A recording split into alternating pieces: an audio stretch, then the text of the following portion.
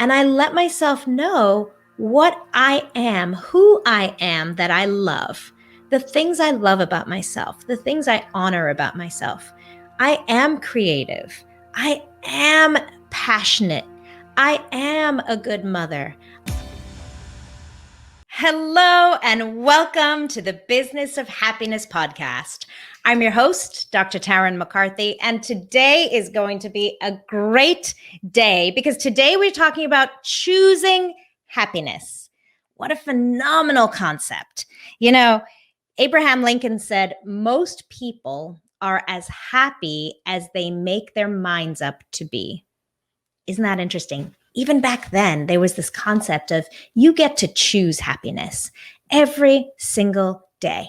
I know that sounds intimidating to a lot of people, but let's talk about it today. Let's find out what happiness is and what does it mean to choose happiness? How do you even do that? Thank you so much to all of you who have been listening to this podcast, and welcome to all my new listeners. This podcast, the purpose of which is to find and to discover what lights us up. How do we choose happiness? How do we find happiness? Why does happiness matter? And how does happiness affect and influence success? Because we know that success, financial success, does not bring happiness. We know that relationship success doesn't necessarily bring happiness. We know that health success doesn't necessarily bring happiness, but that happiness can positively influence each and every one of those. So thank you for joining me and welcome to this discussion. If you would like to take this even further, join us over on the private Facebook group where we have frequent challenges and discussions and new ideas of how to increase your happiness, increase your success, and redefine success for yourself on your own terms. So today, what we're going to be talking about is how to choose happiness. You know, I'll tell you a story of how I decided to choose happiness and when I decided to choose happiness. It was a few years ago when I realized that I'd forgotten to consider this as an option in my life. It was actually when I woke up and realized I hadn't chosen happiness in a while. And it really had affected me negatively in so many ways in my life. It was actually a year after my brother had passed away. And I knew I was grieving. I knew that I was still recovering from the loss of my brother. And I realized that I had forgotten how to be happy. The moment I remember so clearly, it was a bright, sunny day in January. It was and beautifully sunny and cold because I live in Maine and had snowed the night before. We had a huge amount of snow, and my kids and my husband were heading out to a hill to go sledding. Now, I love nature. I love being outside. I love moving my body and feeling the wind on my face. I love being with my family and enjoying each other's company. I had nothing else to do that day. And yet I couldn't bring myself to choose a enjoyable, exciting adventure with my family. I stayed home. And I realized I was missing out on life. I was missing out on a life that I chose and that I loved and that I dreamt of. I dreamt of having a family. I dreamt of having this love in my relationship and my husband. I dreamt of having a home where I could live adventurously like this. I had everything around me and I had not chosen happiness because the truth is these outside influences don't increase our happiness. What we assume is that when other things outside of us change, then we'll be happy. How many times have you felt that? How many times have you said to yourself, well, when I achieve this, I'll be happy. When I get this, I'll be happy. When she starts acting a certain way, then I'll be happy. I mean, we say it daily. It's fascinating to watch your language in that regard. Just listen to yourself and see how many times you're giving away your power to choose happiness to someone else, either to the traffic or the economy or the weather. I mean, really ridiculous things that we don't have any control over. So choosing happiness means taking back control. in your life. Choosing happiness, something that Eric Severson, who I'm so excited for you to meet, you'll be hearing the interview with Eric Severson next week on episode 57. So keep an ear open for that. He's a fascinating adventurer, explorer, now turned business development guru and coach. So definitely listen for that episode. But you know what Eric said to me in our interview is that he imagines happiness as a backpack that you choose to put on in the morning or not. And I think that that can be intimidating for a lot of people who feel like they have lost their happiness, as I did that morning in January years ago. What I noticed is that I couldn't even recall what brought me joy. That's when you know that you need to start flexing that muscle again. So how do you do that? How do you choose happiness if you feel like you've lost it? If you feel like you're in that place where you can't even imagine what used to bring you joy, and if you can't even fathom taking the steps to do it. I'm going to give you today the 10 suggestions, 10 tips on choosing happiness. And remember, just like anything else, any new thing you try, it's like building up the muscular strength. You start small. And there are going to be days where it's difficult to choose happiness. There still are for me, but I know if I rely on these tenets of happiness, I know that I always have the power to choose. I always have choices all around me, and I don't have to rely on outside influences to positively impact me. I can positively impact myself. So let's dive into each one of these. The first one is gratitude. Now, gratitude is one of those things that is so powerful and compounds over time. What I've seen is by just having a daily gratitude practice, a non-negotiable, that's what this one is for me. Just like brushing my teeth every day, my gratitude practice is non-negotiable because I can do it anywhere and I can do it in a minute. I like to hold on to it for a little longer than a minute, but really all it takes is a minute of my time. If I'm traveling, if I'm speaking somewhere, if I'm on my way to work, or I have a busy day, or I have a day off, doesn't matter. I have the opportunity for gratitude. Gratitude allows me to see the abundance around me because happiness starts eroding when we get a sense of lack. When we feel like something is missing or lost or being taken away from us, or if we've lost our freedom or our ability to choose. So gratitude starts to show us in our world what we can be grateful for that we do have. It builds a little bit of confidence. It builds resources. It is a phenomenally powerful practice that I suggest every single person hold on to. What I do is I have 3 things every day I feel gratitude for. I just say it to myself in the shower. I like to start my day that way and not just speak them out loud because it's easy to say family, health, and I don't know, good weather. I'm grateful for the roof over my head. What you have to do is you have to really hold it in your heart and feel it. So I take a moment to breathe it in and to really acknowledge how grateful I am.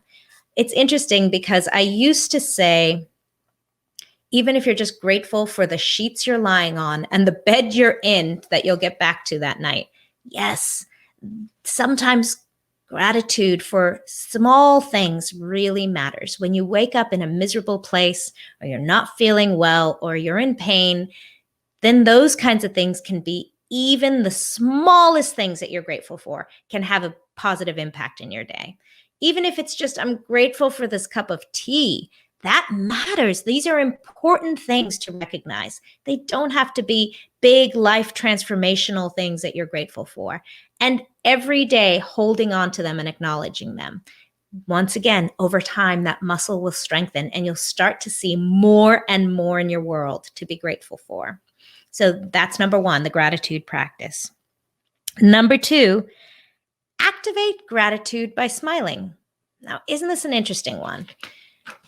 When you activate the muscles in your face that are smiling muscles, and these are all the muscles in your cheeks and in your lips and in your face. When you give yourself a smile, you start to trick your brain into releasing the hormones of happiness. Those dopamine, endorphins. I talk a lot about neurochemistry.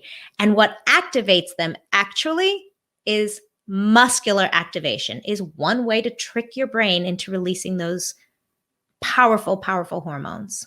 So when you smile, you put on a smile, you start to release them. It works. So if you're reaching really in the bottom of the barrel, if you really are not just naturally and comfortably and spontaneously smiling, put one on. It feels forced, I know, but it's another trick for finding happiness. Not just that, but when you smile, other people smile back at you.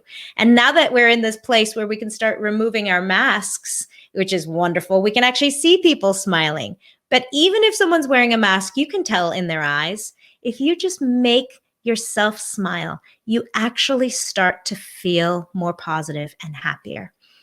So that's another technique to use. Use your body habitus to take on a position and a stance of happiness, and you start to actually feel it. Number 3, positive affirmations. This has been a powerful one for me as well. And I reach for this when I'm feeling really low about myself, which happens to all of us. Please know that that is completely, completely normal. In fact, sometimes we need that sadness or questioning or little down feeling to actually recognize when we're so happy. How would we know what it feels like to be happy if we never felt sad? And how can we find happiness within the sadness? So what I do is positive affirmations. What positive affirmations are is they're truthful. That's the first thing. You don't tell lies to yourself about yourself. But I do need to sometimes sit down with a pen and paper. I like to journal personally, and I write my statements of I am.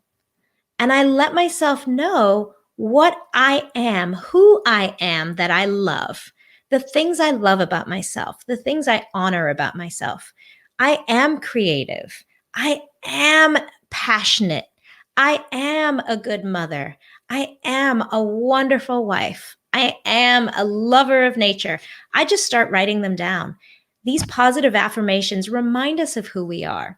I think in this world where we get bombarded by other people's opinions or other people's expectations of what we should and shouldn't do, we forget who we are. We forget our own dreams and our own passions. And using positive affirmations reminds you of it.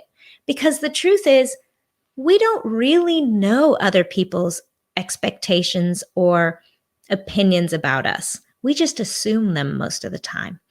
And really, it doesn't matter. So number 1, other people's expectations and opinions are probably fabrications of your own imagination.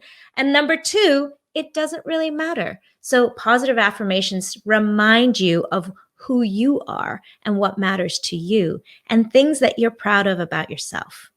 This is where we can notice power and creativity and happiness increasing our success, especially in the workplace, especially in business ownership. Because when you feel good, you can actually do good. When you feel good about yourself, you can make decisions from an empowered place and not a place that's victimized or defensive. So positive affirmations really help in that regard. The one key I'll say about it is make them truthful so that you believe them, because your ego needs evidence that's truthful that it can really rely on in terms of redefining who you are and what you love about yourself. If you're listening to this podcast, chances are you didn't get into business to be miserable. The problem is that people feel that if their business gets busier, if they start becoming more successful, that happiness will eventually set in. But it can actually get worse. This is why I created the Business of Happiness Prosperity Coaching. In this one-on-one coaching, we look at how to redefine success on your terms and re-find the joy and the passion in your dream. Visit me at thebizofhappiness.com and become the happiest business owner you know. Number 4, choose curiosity. This is a great practice to turn around those moments when you find yourself feeling negative feelings or thinking negative thoughts.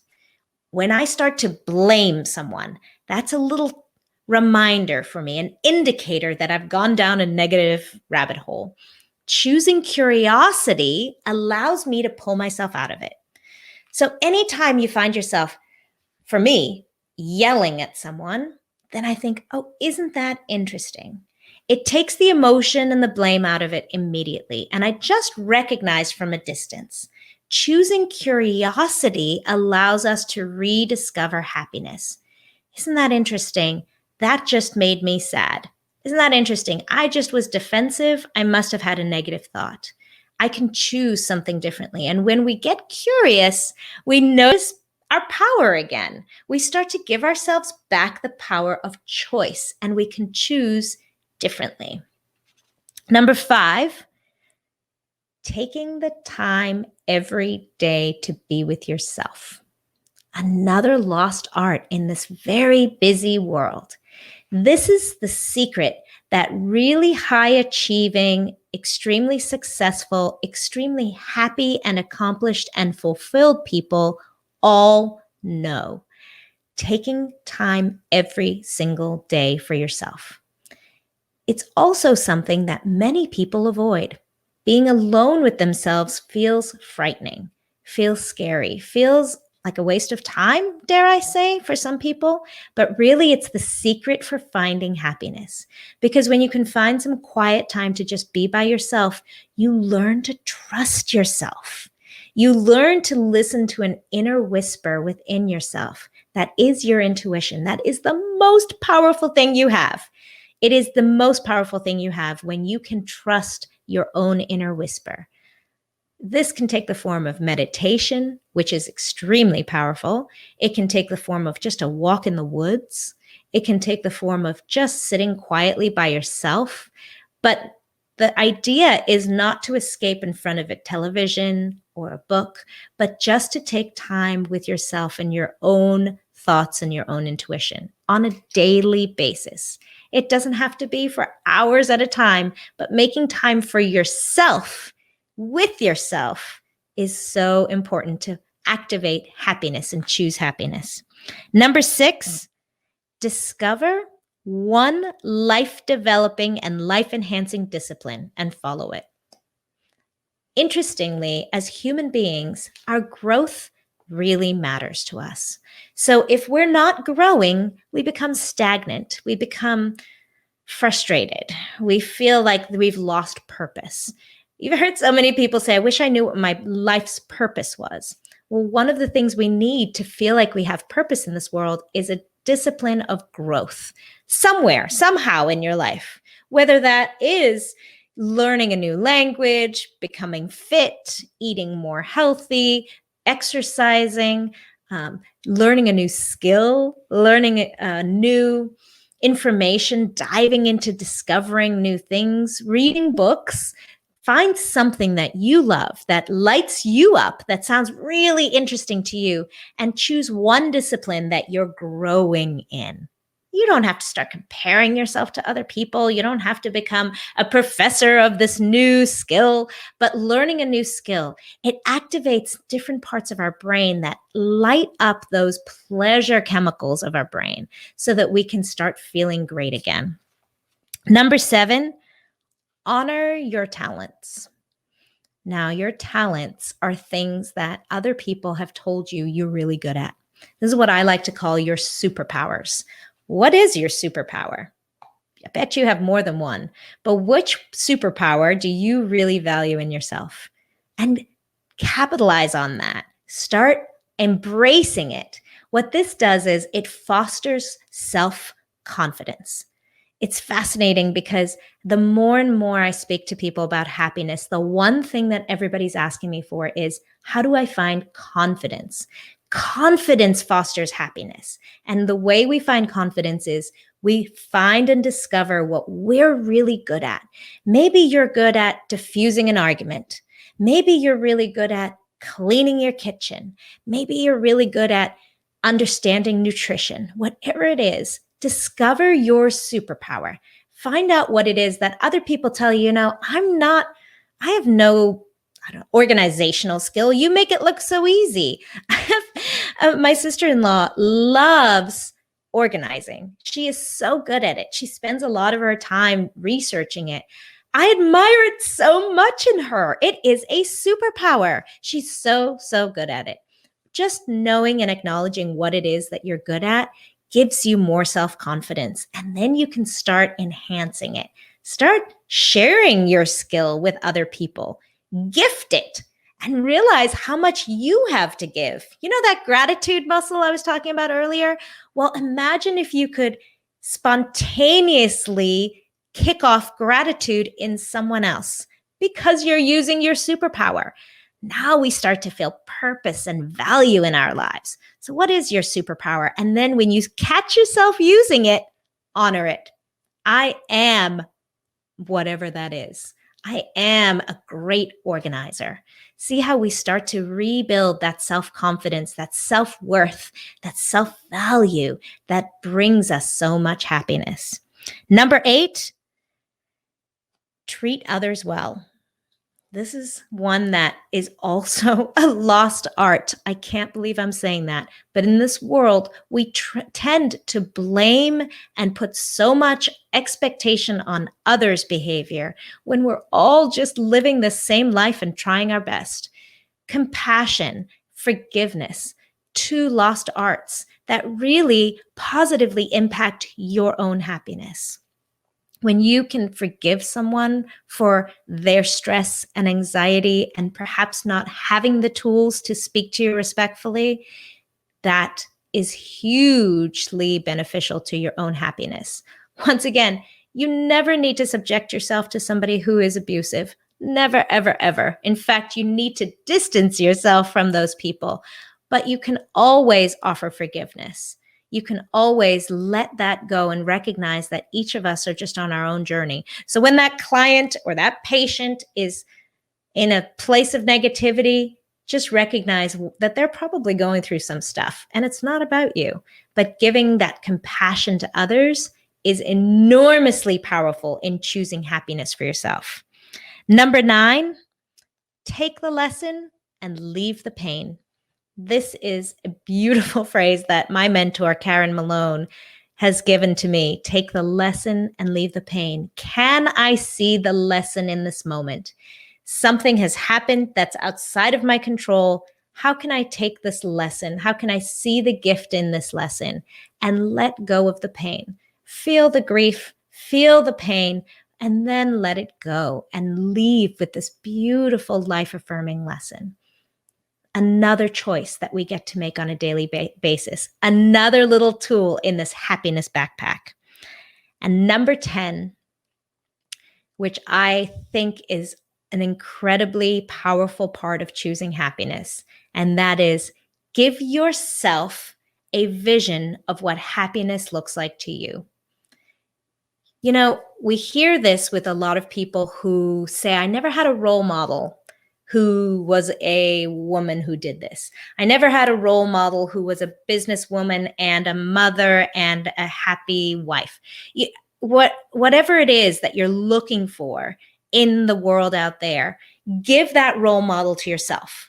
Give yourself a vision of your future self that you can aspire to in terms of happiness.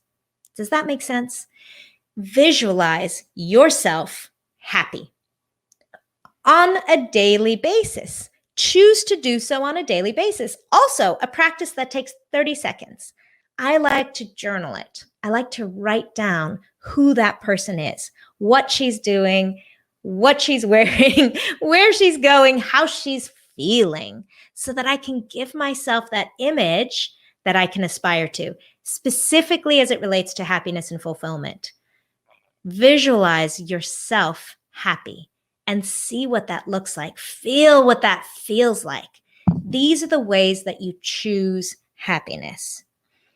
You know, I leave you with this beautiful image that I had years ago. I was flying somewhere, and I was flying out of Boston, and it was a rainy, stormy, cloudy day. Gray, gray, gray. You know, when the air feels heavy and everything is just a chore. And I was sitting on the airplane, and man, as we started lifting off, the turbulence that hit, as you know, it's rocky and the rain is hammering against the window, and there's a little bit of fear and trepidation bubbling up inside of you. And oh, I had a little bit of a headache from the heaviness of the rain and the dullness of the day. And all of a sudden, we burst through the clouds. And as we got through the clouds, everything just calmed down. And there was this gorgeous sun shining up above us. It was almost like piercing through this pain and the stress and the turbulence. We suddenly found peace. Everything just suddenly calmed. And now we were gliding through the air, just phenomenally beautiful. That moment where you look out the airplane window and you feel like you've just seen heaven. And I realized that each of us has that within us all the time. It didn't matter that the clouds and the rain were pouring down on the streets and the airport below us. The sun was always shining. The sun was just always glowing above those clouds. The weather can come and go. They can have storms and windstorms and rainstorms and hailstorms and snowstorms below, but the sun is ever present. And that is true with the joy and the happiness within you. It's always in there. Sometimes there can be some clouds and there can be some things and events that happen around you, but you can always tap back into your truth and your own happiness. If you choose it on a daily basis, you can find it more readily. Thank you, my friends. Go out there today. Remember that when you feel good, you can do good. And remember to choose happiness.